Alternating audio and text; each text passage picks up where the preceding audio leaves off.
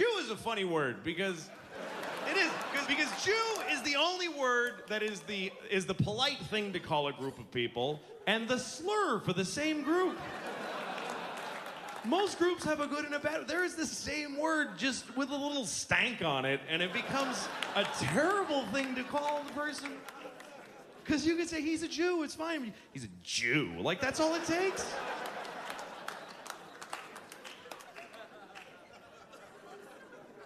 I wish the president would slip one into a speech that's just on the border, just to fuck with people's heads. Just in the middle, you know. We all gotta get along in this country. We need everybody, blacks and whites and Christians and Jews, and let's just try to...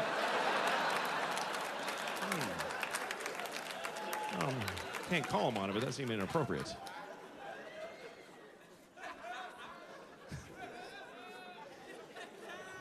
Fucking Lisa. Is that too high up, do you think?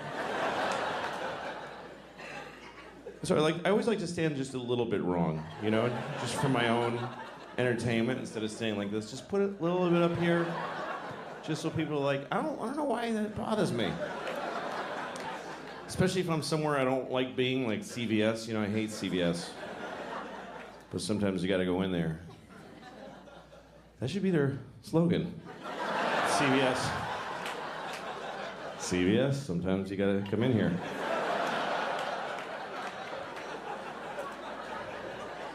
Or else you gotta get your wart Band-Aids. And that stuff for your dry vagina. Dry vagina. I used to think it was called a vagina. I did because I grew up in Boston. And I don't know if you are familiar with, people call it the Boston accent. It's not an accent. It's a whole city of people saying most words wrong. It's just a stupidity in a massive region. Because my teachers, they teach you to talk like that. I had a teacher named Miss Darity, but she thought her name was Mrs. Darity. She mispronounced her own name. Miss Darity. And she gave us sex ed. It was 5th grade. We had sex ed with Mrs. Darity, and she's showing us the diagram. She's like, "This is a penis, and this is a vagina. Now, during intercourse, the man ejaculates sperm up into the vagina, and then later, a fucking baby comes out of the vagina. And sometimes it's retarded." This was the 70s. Teachers said retarded in Boston in the 70s. "My daughter's retarded." She used to tell us every day. "I have a daughter and she's mentally retarded. She's 35 and she lives in my house. She better be fucking retarded. I'm gonna stick her back up in my vagina."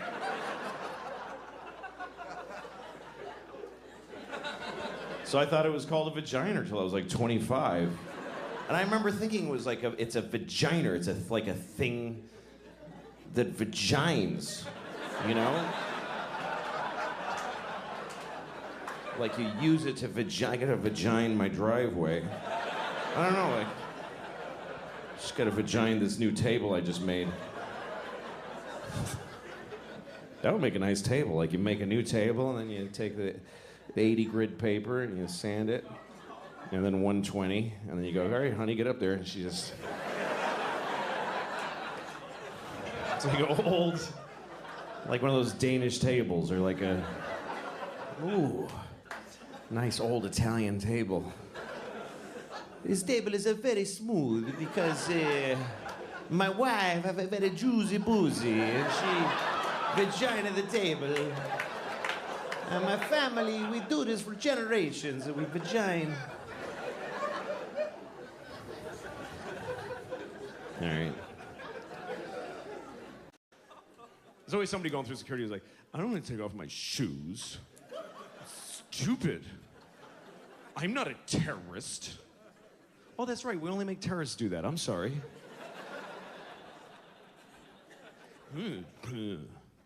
That's what we sound like now. the whole country. We're like fat 8th graders, all of us. Just, no food. You ever listen to people?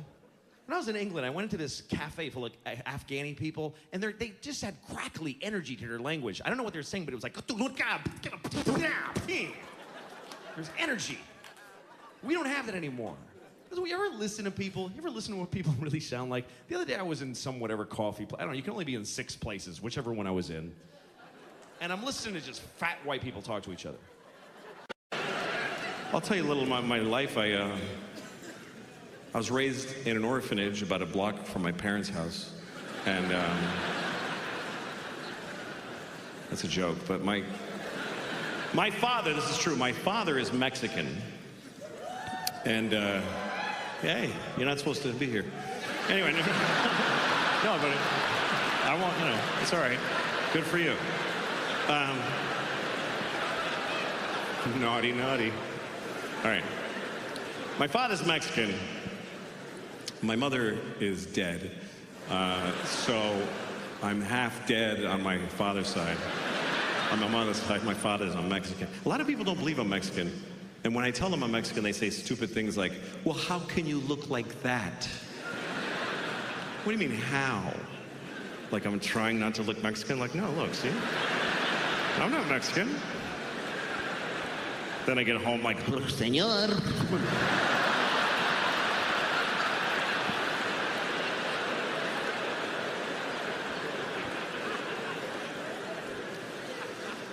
My parents divorced when I was about 10, and now I have 2 kids, and their parents are divorced too, which is interesting. I remember when we got divorced, we told the kids, because you should tell your kids if you're getting divorced. Don't just do it and wait for them to be like, hey, yeah, duh, fucking, you know. You gotta tell them. But so, I remember it's a tricky thing, because they were little, and you gotta tell them in a way that they can get in their life, you know? So I remember we sat the kids down, I said, listen, love is tricky. Like you love your dog, right? You love your dog. You would do anything for your dog. You even give your dog food off your plate when you're not supposed to because you love your dog, right? One time, I remember your mom and I were like, don't give the dog ham, but you did because you love your dog so much. Okay, so that's why we're getting a divorce. Because you don't listen. And we can't take it anymore. It's too difficult. So we're gonna move to separate homes and each have you for half the week because neither of us wants to be with you all the time. And it's very sad because I love your mother very, very much. And she loves me very much. But we hate you more.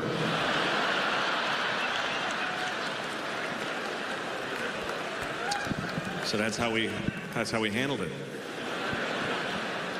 Just did our best. I remember my father was tough.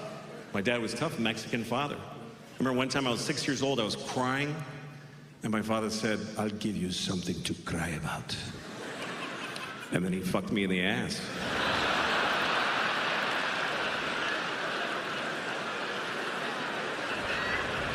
And you know what? He was right. I did cry. And I realized that what I had been crying about was not that important, you know?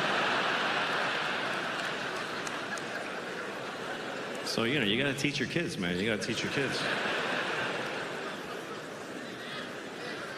By the way, I should say to you that that's not true. It's not a true story. I should say that because my dad's still alive. And I was on the subway in New York.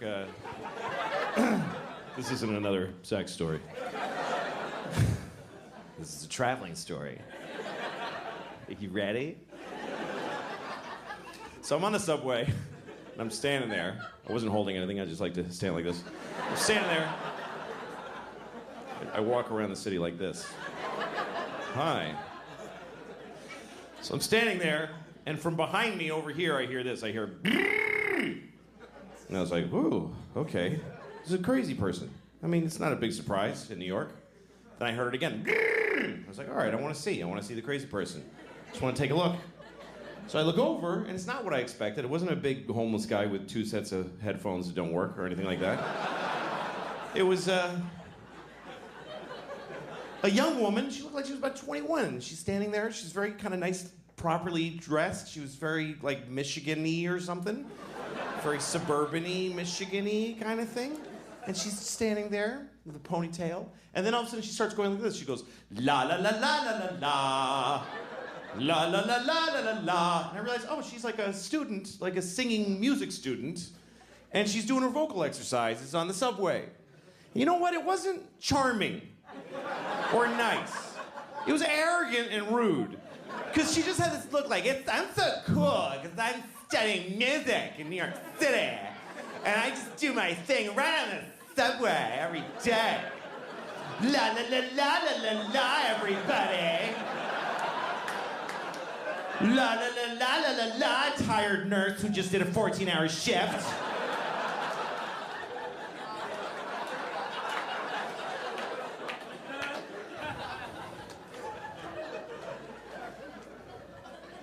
We live in an interesting time. Moral confidence.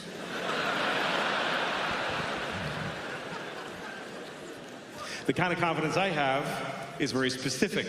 It's that I know how to make jokes about terrible things.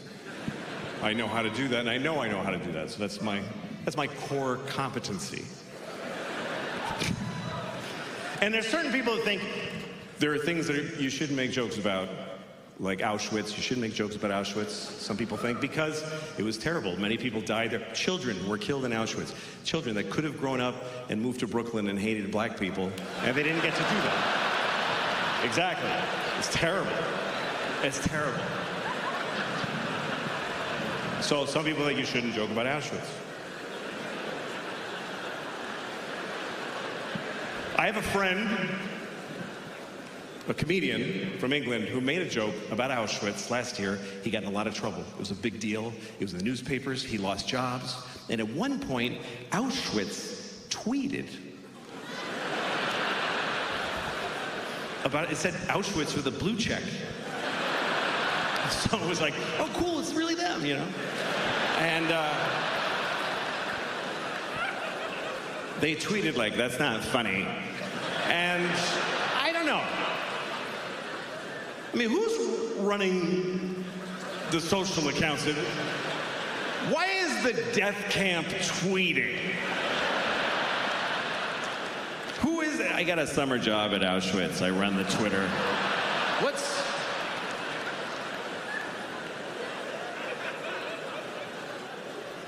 Because people have different reactions to terrible things, you know? Some people think comedy helps. I don't think it helps. It doesn't help. It's like, I remember one time, there was people, you remember during the Iraq War, I don't remember which one, but it was one of the Iraq Wars. And somebody was organizing through the USO some comedians to go to Walter Reed Medical Center and visit wounded soldiers in their hospital rooms, which is a terrible, it sounds nice, but it's a terrible idea. They don't need a comedian like, hey, where you from? Fuck you. You know, it's not helpful. And I wasn't even anybody. I wasn't famous, but I did. I was like, I'm volunteering. I fucking hate that me so much, you know? But I did it. And I remember we're at the hospital. It's a very serious place. It's an army hospital. And the army doctor is giving us a briefing about the soldier that I'm about to go in and see. He says, this kid's name is Travis. He's from Iowa. He's 20. He was in Baghdad on patrol and somebody threw an IUD. And I mean IED, sorry. It wasn't an IUD. It's not an effective weapon, really.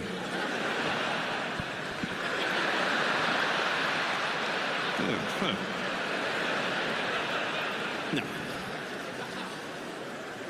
It's funnier than the actual joke, unfortunately. But I'll go on. It was an IUD. IED. Fuck. It's an improvised exploding device. You know, it's like a bag of ammonia with Canadian pennies in it. And they strap it to a Nokia flip phone and, you know.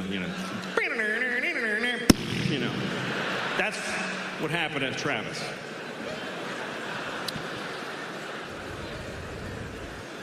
So the doctor says he's been in surgery for 20 hours. He's about to come out of it. You're the first face he's gonna see.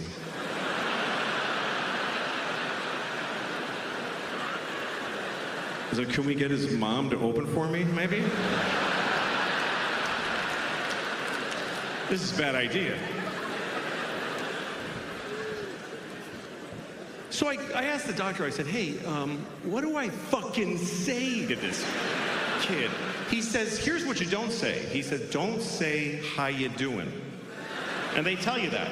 If you visit a trauma patient, don't say, how you doing? It's stupid. So, okay, I go in there. Travis is laying there.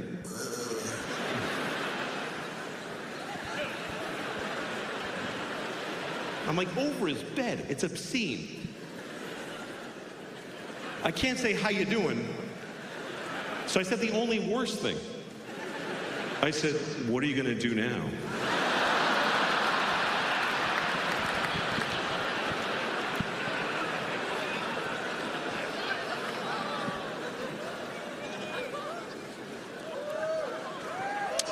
Anyway,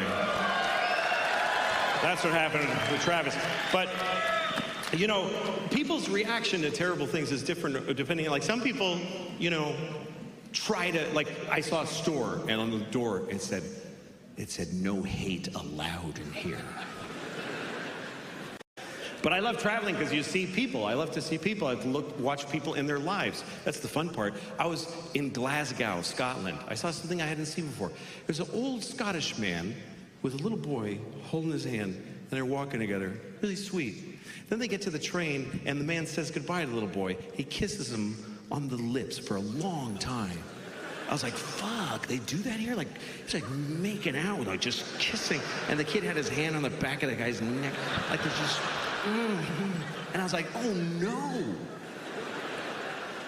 Then I look closer and I realize, oh, it's not a kid, it's an old lady. It's like a little Scottish old lady with red hair, you know? Then I looked even closer and I realized, oh no, it is a kid. And he looks really old because life is hard there. His dad keeps making out with him. That'll put the miles on your face. I was in Ohio and I went to the zoo. You go to the zoo when you're at another town, right? You don't go to the zoo where you live. It's not like you're at your office. Fuck, I should hit the zoo. Shit. It's gonna close. Damn it. I just really want to see a monkey right now, really bad. It's gonna be a bad night if I don't look at a monkey right in the face. Gonna hit both my kids if I don't see a monkey.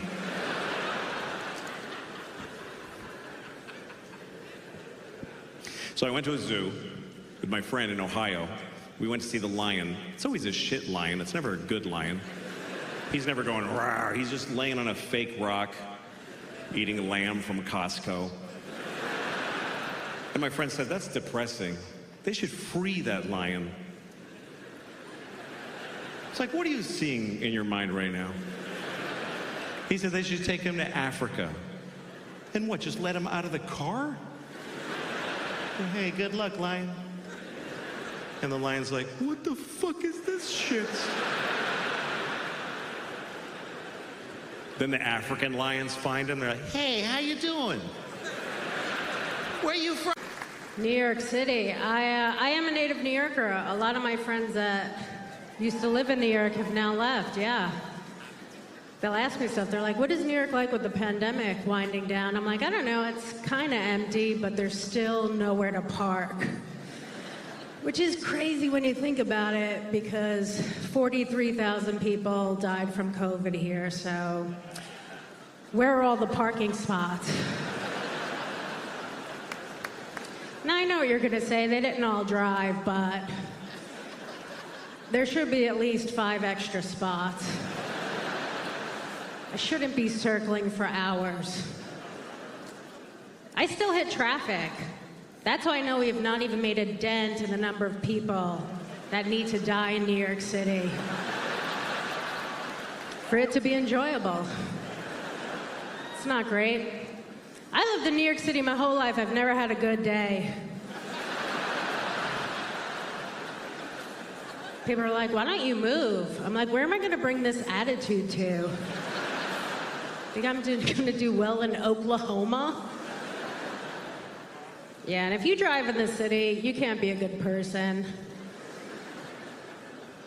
I was driving through the Holland Tunnel the other day. This lady cut me off. I just said out loud, I'm gonna smash my car right into her. That's what I thought was a good idea. And then we were coming out. I was able to cut her off, and she got very upset. She told me to go fuck myself, and she had such an angry look on her face, and I remember it because I think about it when I come.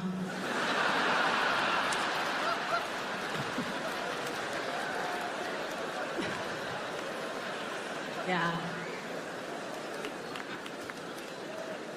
She had a bumper sticker on her car that said her son graduated from law school. I was like, I should track him down and date him and then just show up on Christmas. Be like, you remember me from the tunnel? You told me to go fuck myself, now I'm fucking your kid. I think what I'm trying to say is, I want a gun. No, I can't get a gun. I would use it the first day. So, what I've started doing instead, though, is just fake shooting people. You can fake shoot as many people as you want. There's actually no law against it. I was trying to get off an exit the other day, and this guy was also trying to get off, but he missed the exit, so he's just reversing on the highway. Not worried about killing all of us. And we just ended up at a red light together. I just put my window down, emptied a whole fucking clip right into his dumb fucking face. Now, if that was a real gun, I would never get to see how mad he got. I don't know. I try not to pay attention to what's going on. People already want to talk about the next election. They're like, you know, I think Trump's going to run again. Who are you going to vote for? I'm like, I am one flat tire away from killing myself. I vote for me not to be here. I don't know. I do love, though, that Hunter Biden is a crackhead. Doesn't it make you feel so much better about yourself? You're like, if the president's son can't stop doing crack, how am I gonna stop? Yeah. He's been doing crack for a long time, which I really respect. What is that saying? If you do what you love, you'll never work a day in your life.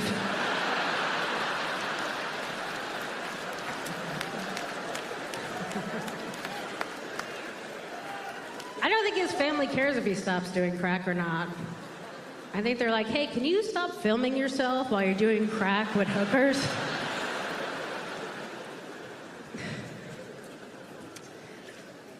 A couple of months ago, I was in a restaurant, and Hillary and Bill Clinton were in there, and I asked to take a picture with them, not even because I like them. I just want to make a joke on Instagram about Epstein not killing himself. So we take the picture.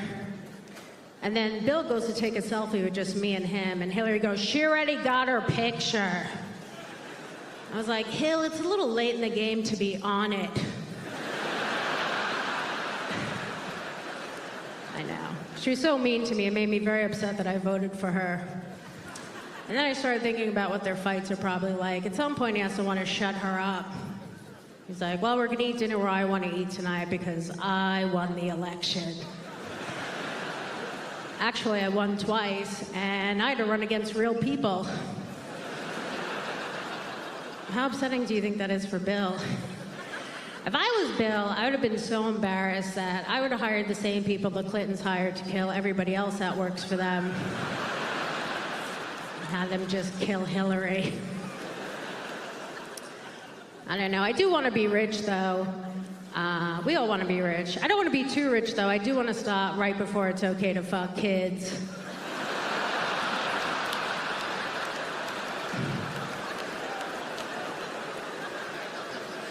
What if I do it and I love it? No, I don't want to fuck kids. But I also didn't think I'd like caviar, so. Now, I know what you're going to say. Poor people also fuck kids, but there's no party. It's a lot sadder. It's just a guy in a UPS uniform walking over his truck like, man, I can't believe I fucked that kid. This is not good. But, you know, rich people are on their yacht like, man, I can't believe we're fucking these kids. Just high-fiving each other. Like, ah, you worked so hard, Bill, you deserve it.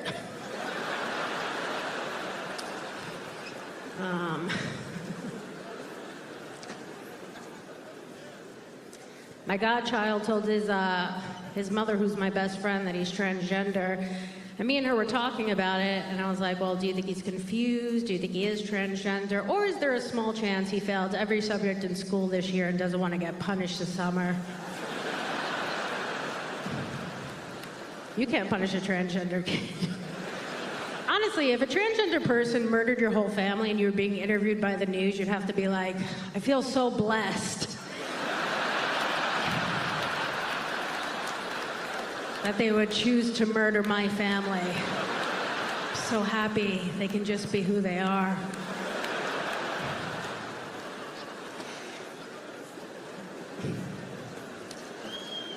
Look, I do think you should be able to do whatever you want. No, stop. I have to get out of here. Stop. I do think you should be able to do whatever you want as long as it doesn't hurt anybody else. Like if you want to cut your dick off, or your tits, or get a dick, I think the government should pay for it. If we can pay for the whole Ukrainian war, we could finance a couple of cocks.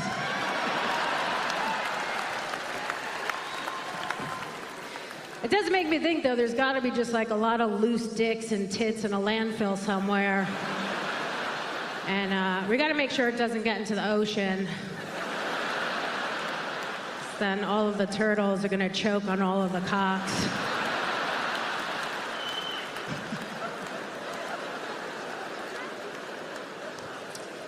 Can you imagine the PSAs for that? Where they're like, please dispose of your cocks properly. The turtles are dying again. Except for that one gay turtle.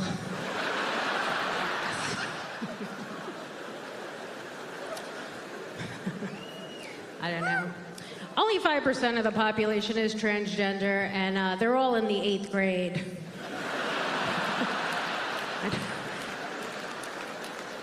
People are very concerned about it. It's like, hey, it's gonna work itself out.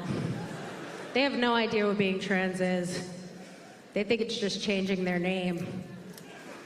Wait till they find out what they really have to change. But my godchild, he was born a boy, identifies as a girl, and is dating someone that was born a girl and identifies as a boy, so they're just a straight couple.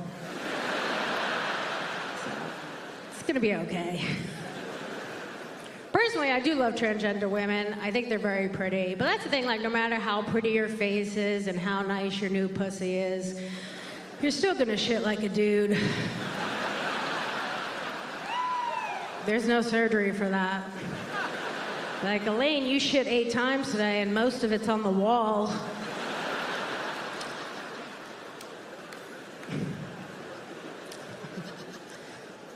Personally, I don't understand why transgender people get very upset if you call them by the wrong pronoun. I'm like, you were born the wrong gender, so obviously you get mistakes happen.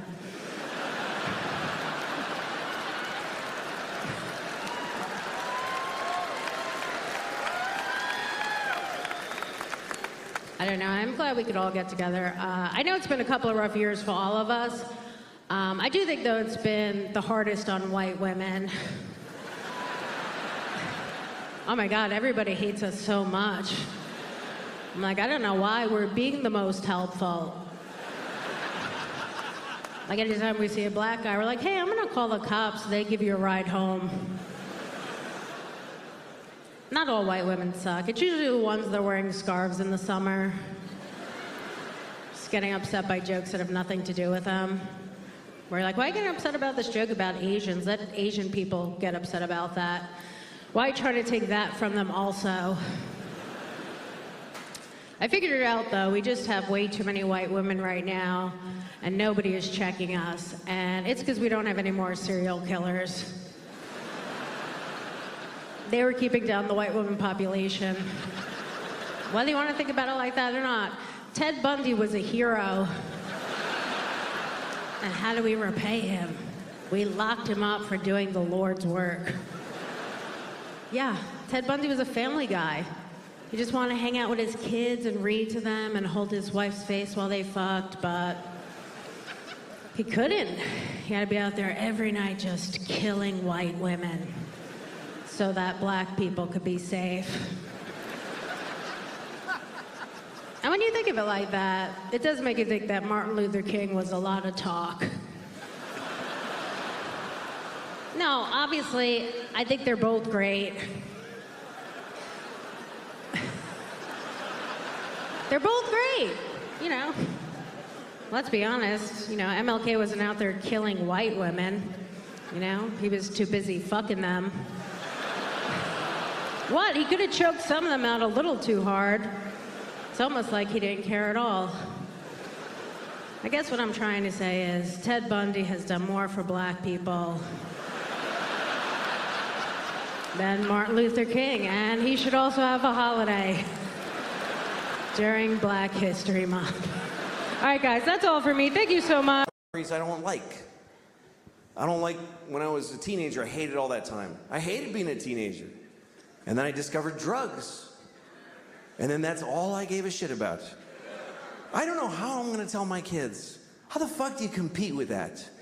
How do you take a miserable person with no control over their lives and tell them with a straight face, oh, you can't do drugs. You can't do that, baby. All drugs are a perfect solution to every problem you have right now. How do you beat that? Drugs are so fucking good that they'll ruin your life. I mean, that's how good they are.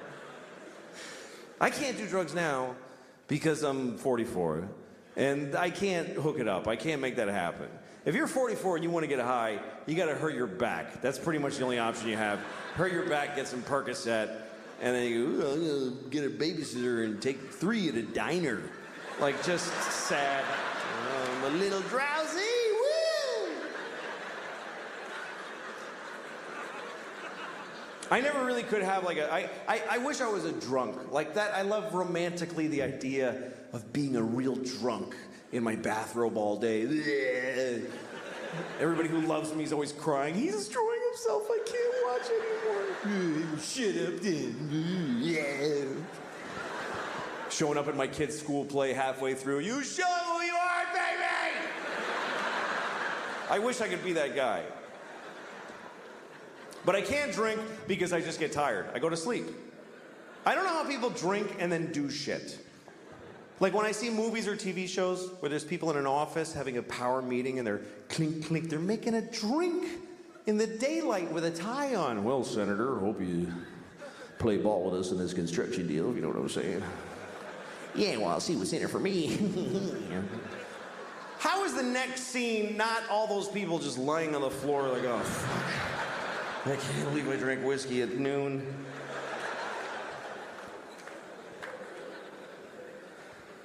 I can't smoke pot because it's the same thing. I'm too old for it. Sometimes young people come up to me after shows. Hey, do you want to smoke some pot? I'm like, can I get my portion to smoke without you alone later? Because I don't want to stand in a parking lot with some 20-year-olds. Last time I got high, I was in Kansas City, and I got high because I was in Kansas City, and it was shitty. So after the show, so these kids that worked at the club, they're like, you want to smoke some pot? I'm like, yes. So I'm standing in a parking lot with these kids, like 20 years old, and we're smoking a joint. And I'm taking huge hits, because I had no idea. I didn't know they'd been working on this shit like it's the cure for cancer. I didn't understand the fucking technology that's gone into making pot so powerful. Because when I was a kid, you could just smoke a joint for a while. Now you take 2 hits and you go insane. It's not doable anymore. And I was taking big hits, like big 1970s jean jacket, Bad Company hits. Here comes Jesters, 1, 2, 3. It's all part of my fantasy. And I'm like, yeah. And even the kid with the wooden hole of no ear the absence of flesh in his ear with wood. I don't know what that is. Even he was like, "That you should be careful. That's a lot of pot. That's very strong marijuana." Yeah, I'm fine. Running with the devil. Just fucking. And in about 10 seconds, everything just.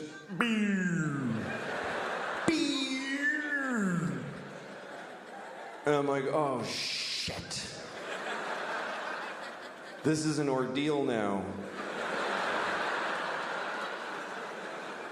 I'm not gonna feel okay for a very long time.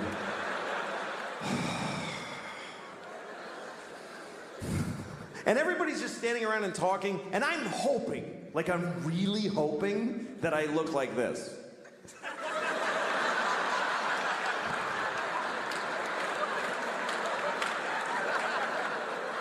But I'm pretty sure that I was just scanning insanely.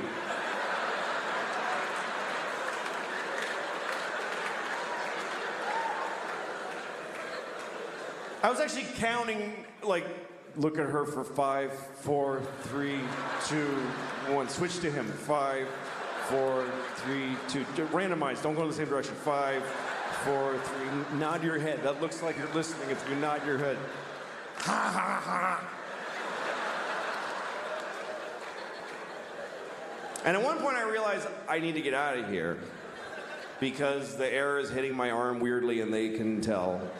They totally know that I'm not handling the way air is touching my arm right now. Why am I doing that with my hand? That's weird to do that with your hand. Nobody stands like this. Nobody stands like this. Just fucking, no, that's weird too. That's crazy. Just, shit. I gotta go. But I didn't know how to leave because I had this dilemma. We're all standing in a perfect circle facing each other. And I thought it's gonna be insane if I just turn I'm one person with my back now. Do I just back away like this and hope that they fill in? And then I thought, no, say something. Say something out loud to them that smooths the transition of you leaving. Okay, what do I say? Pick a thing to say. Goodbye. That's a nightmare. That's just goodbye. That's just noises. Finally, I walked away and I said, I'm leaving! And I know it was that bad because they all went, oh, shit, okay, all right. Whoa. Like, I'll never see those people again as long as I live. And then I had to get in a car. I forgot that I had rented a car, and I have to drive back to the hotel. And I'm driving on this highway in Missouri. And at one point I realized, I think it's been about 25 minutes since I looked out the front window of this car. I've just been dealing with shit directly in.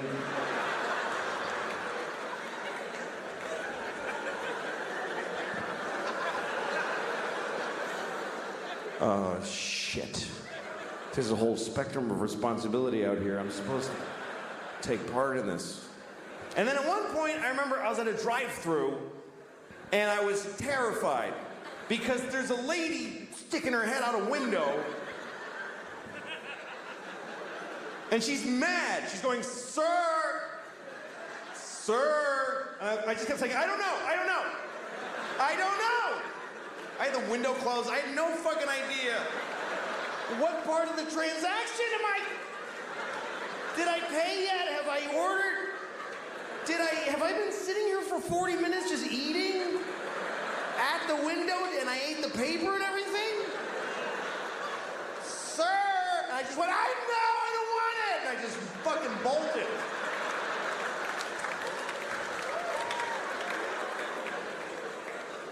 So I can't do that anymore. Anyway, I don't know why I'm such an asshole. I really am. I'm grumpy. I get impatient with people quickly, you know? I just get tired of, when people are boring, I want to kill them, you know? And that's not fair. I used to like people more, but now I have children, and that changes your life. Changes your life in a lot of ways. Like, you spend a lot of time with people you never would have chosen to spend time with. Not in a million years. I spend whole days with people I'm like, I never would have hung out with you. I didn't choose you. Our children chose each other based on no criteria, by the way. They're the same size. They don't give a shit who they make me hang out with. My daughter had a play date the other day, and this kid comes over, and his father brings him, and his father brings his fucking face into my house. And I have to ask it questions for an hour and a half. Ugh, what do you do? I don't care. God damn it. What other shit are you passing on, that little faggot you brought over here to play with my kid? I hate your son. I hate him. He smells. Gets too close when he talks. Can I have raisins? Yes, you can have, just stand. Dude, you're not mine. I don't love you. Do you understand? I don't have any, no love, none. I don't even have an instinct to protect you. I don't care if you die. I won't feel anything if you die. I'll have to pretend for your dad.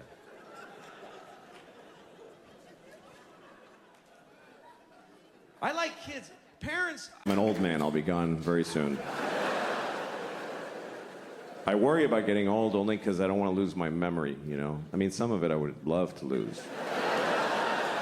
But it doesn't work that way. You got to take it all or none, I guess. But I forget things, you know? Like, remember Fonzie from Happy Days? I don't remember him. I don't even know what you're talking about. I forget weird things, you know? Like, I was walking down the street once in New York, and there was a guy in a van, and he rolled down the window, and he said, "Hey, get in the van and suck my dick." And I said, "All right," you know? So I got in the van, and, you know, I was trying to pull the door, the sliding door, but it kept, and he's like, "It just shuts, you don't have to." I was like, "Sorry." He's like, "Everybody does that, it's okay." So I'm kneeling on the floor of the van on like a purse, and there's no lady in there, but I'm like, I came here to suck this guy's dick, not like take inventory. Let's just get to work. So I start sucking his dick, and about halfway through, I'm guessing, I remembered that I don't really like doing that.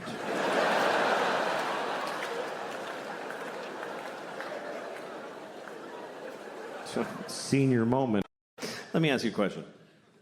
You ever wonder how many people ever fucked your mom?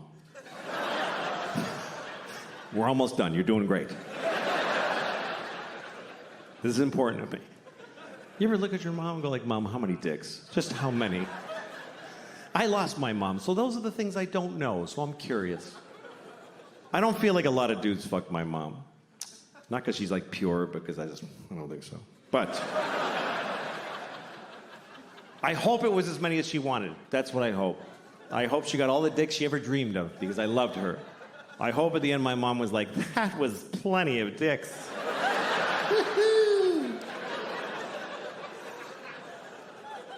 But I'll never know, because you don't know your mom. That's the truth. You don't really know your mother. You feel like you know her, but you know what she told you. She didn't tell you shit. You don't tell your kids your life. What did your mother tell you? "I won a swimming medal when I was 12. She didn't tell you, like, "I used to fuck this guy at work. It was amazing." She didn't tell you that. Think about your mom's life story as she told it to you. There's huge holes in that story. Like, "Well, I graduated when I was 22, and then I met your father when I was 35. Feels like a lot of dicks would fit right in there, Mom. You know those movies where a mother and a daughter switch bodies? You ever seen a movie like that? It's always like Freaky Friday, some Disney comedy where a mother and a daughter switch bodies, and then they're like, "Whoa!" Then they have to water ski and be in a rock band together. And then they switch back and they know each other better. That's the formula. I think they should make another one of those movies. But it should be about a mother who switches bodies with her son. But it's not a comedy, it's a drama. Like a medical affliction. They're upset the whole time. She's in the bathroom in the morning. "I'm holding my son's penis. It's confusing." And her son is in her body. He's like, "I don't want to be my mommy anymore. I don't like how it feels."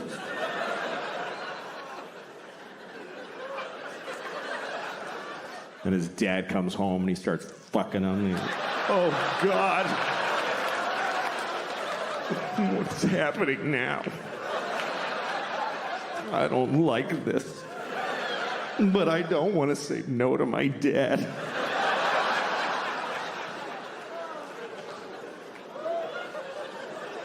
And then at the end of the movie, they never switch back. This is a story that takes place. I'm going to tell you the story. It's kind of a messy story. It takes place over a lot of years because it started with my friend Mike, who told me this story. This happened to him back in the 90s. He was going home for Christmas, and he lives in Connecticut. He grew up in Connecticut in some shitty shit town in shitty Connecticut. And he didn't like going home. He's one of those people, he came from a place, doesn't like it anymore. And he goes back, he doesn't know how to handle his family, you know? And he came from a family of white racists, and he doesn't like going home. But it's still home. So he went home for Christmas one year, and everybody's hanging out during the day, talking, having lunch. And his father and his brother both work at this factory, and his brother's grousing about his day at work. And he goes, yeah, and then this fucking nigger fell asleep with the forklift. And then my friend Mike heard that, and he went, oh, God, why am I part of this people? I hate this. And he felt bad. And then that night, he's in the kitchen, and he's having a warm milk or whatever. And I don't know why that's funny, but what that says about him. Yeah, because he's a pussy. No. He's just sort of having some time to himself, and his cousin comes downstairs. We're staying, and his cousin, he likes his cousin. That's the one person he always felt connected with. And his cousin's like, what's wrong, man? And he says, well, geez, I come home and I hoped that everything would be, normal, but then my brother says, oh, he's about the factory and this nigger fell asleep with the forklift. And his cousin goes, oh my God, the nigger fell asleep with the forklift? So this is the first part of the story, okay? So Mike tells me that story about how he's just not listened to by anybody in his family. And then later on, I get a job writing on a TV show for Cedric the Entertainer. Great guy.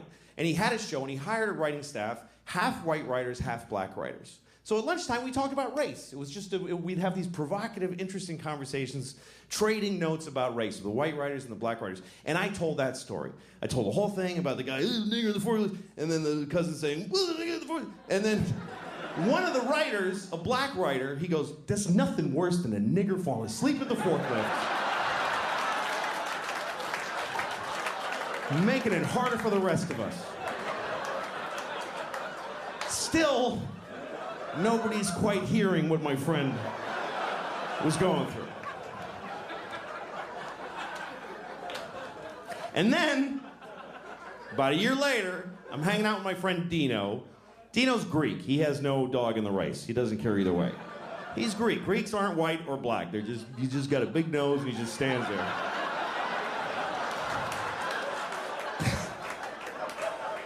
And I told Dino the whole story. I told him about the guy, the forklift, and and then the black, and then Dino says, how do you fall asleep at a forklift?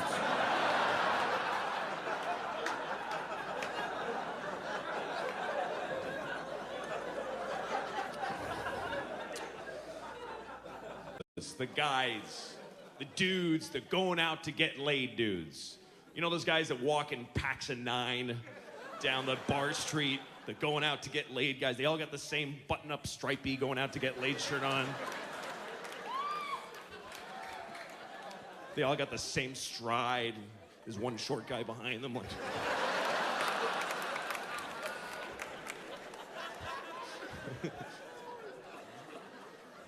And they're all out to get, like, who's gonna fuck all 9 of you? What is the fantasy here? Are you gonna see 9 women in the same configuration and just all... Are you all gonna walk into a giant vagina somewhere? Dude!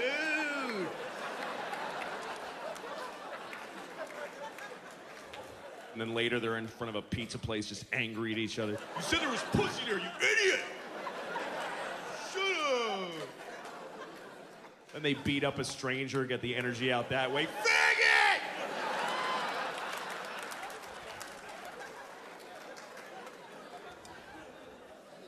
Those are the most dangerous people, are dudes that didn't get laid.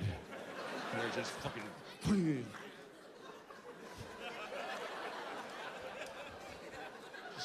just full of cum coming out of their eyes. fuck somebody. Stand there. I love dudes that hang out together and do the whole dude. I saw this group of guys, and one of them was such a guy, he had it turned up so high that it was crazy. His friends were kind of normal. He was like, I'm like, what is that? That can't be real. That can't be a personality.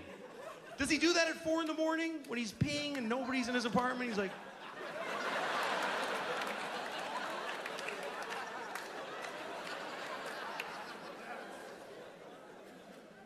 and he kept doing that gesture that guys like to do. That's my favorite dumb guy gesture, yeah. Yeah, right. I always wonder, what if there was a guy who, whenever he does this, he has to finish? Like just some guy who works in your office. You ask him a question. Hey, is Bill in yet? Yeah, like he's ever on time.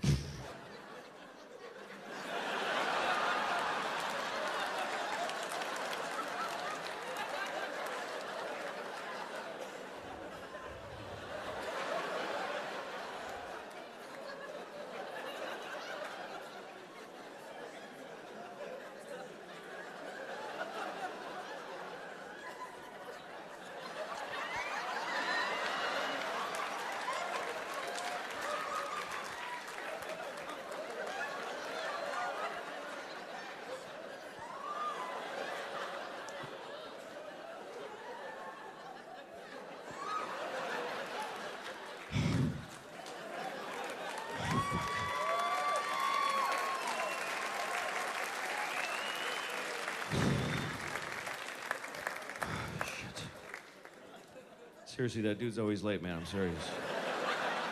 Oh,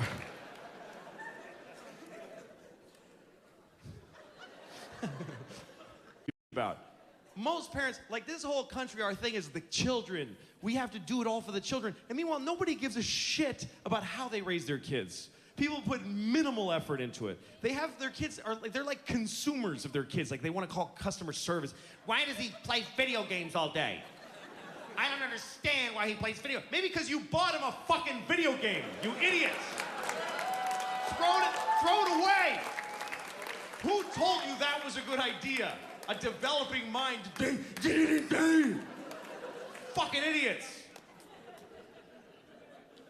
My kids don't even watch television. And when I tell most other parents that, you know what they say? They go, fuck you. Why? Just 'cause fuck you. Fucking hippie, weirdo.